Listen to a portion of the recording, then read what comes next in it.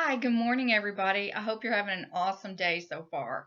My name's Miss Pogue. I'm going to be your teacher for today, and this lesson is going to be on idioms. I always like to start off my class with a quote.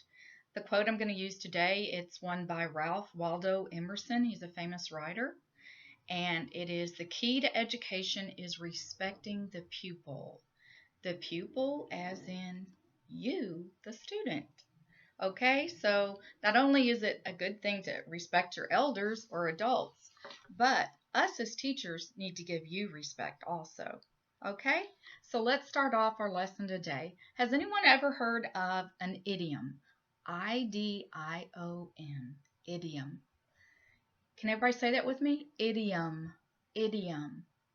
Okay, an idiom is a few words put together in a phrase that have a meaning that is not the literal meaning of the word, okay? It has another meaning associated with it. Okay, let me give you an example. One might happen to be pull your leg, okay? Everybody knows what it is to pull on somebody's leg, right? Everybody knows your leg is a body part, okay?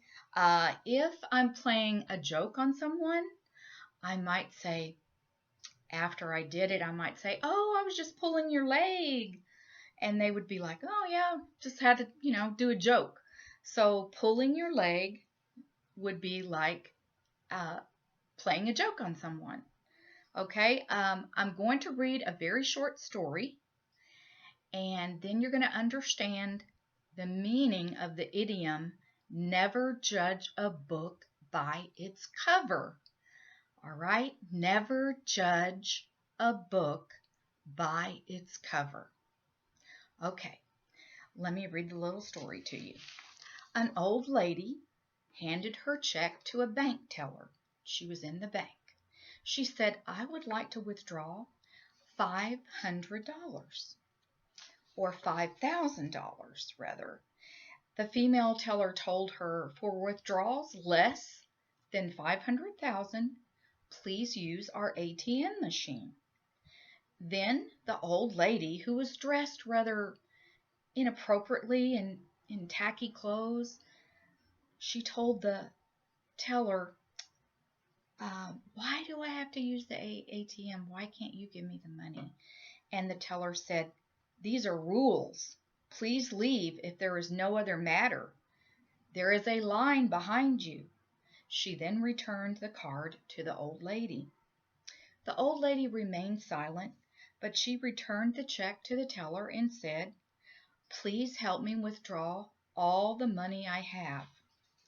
The teller was astonished or surprised when she checked the account balance.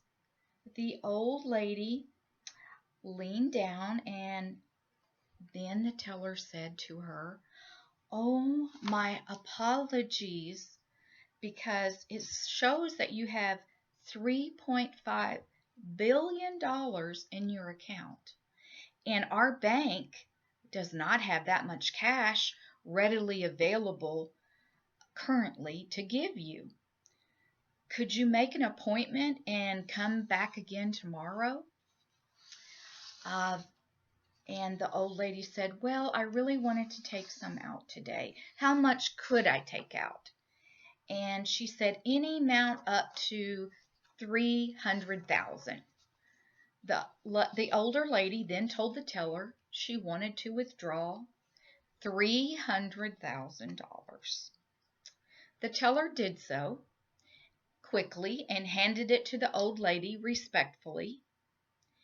And she took her bag and put some money inside her purse. And then she told the teller to please deposit the $299,500 back into her account. The teller was still astonished at what this old lady had done. She was so surprised that she had that much money in her account. Anyway, the moral to this story is never judge a book by its cover. And in other words, sometimes we make judgments on other people before we get to know them or find out anything else about them. We might make a judgment, and that judgment might be wrong a lot of times. So we need to watch out and be careful about the judgments that we make about other people or other things when we don't know the whole entire story.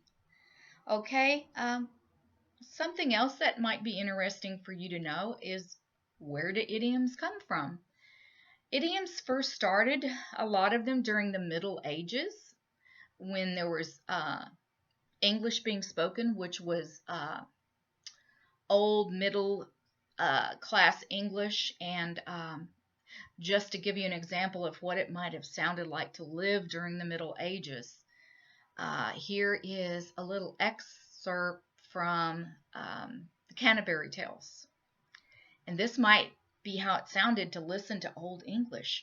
And it might actually sound to you, or some of you, like a foreign language. Like when you first came here to this country and you heard someone say something in English for the first time and you didn't understand them. Okay, so here goes. When that I freeled with the shores of Salta, the drought of March hath pierced to the rota, and bathed every vein in sweet liquor, of which thereto engendered is the roar. Now, doesn't that sound like a foreign language? That was Old English, okay? If we spoke that now, it'd be very hard to understand. So I know where you're coming from when you say, okay, English is a very hard language to learn. I get that, because it is. And there's way too many idioms and way too many meanings for a lot of the words that are in the English language. But I'm going to help you learn as many of them as I possibly can. Okay? And it'll be fun and we can do it together. Let's see.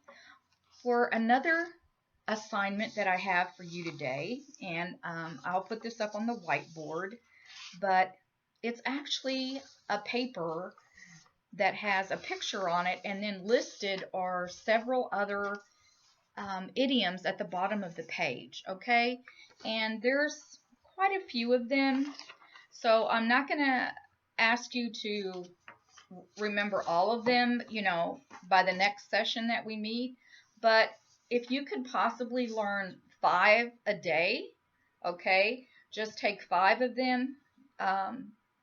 For example, today, this lesson that we went over, never judge a book by its cover, we could say that it was an easy lesson. It was a piece of cake. What? A piece of cake? Did I hand you a piece of cake? No. That's the true meaning, the literal meaning. I did not give you a piece of cake. I'm saying it was a piece of cake because it was an easy lesson. It was easy for you to learn it. Okay? Then let's go over one more. And then I'm going to let you all learn at least 5 in the next several days. And then we'll go over those the next time that we meet. Okay? And then if I had the whiteboard, then I would be putting it up on the whiteboard right now. So we could be looking at it all together at the same time. Okay?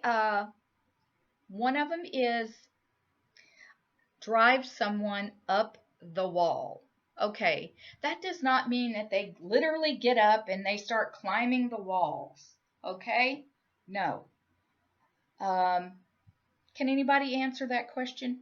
Do they know what that might mean if somebody drives someone else up a wall? Any guess?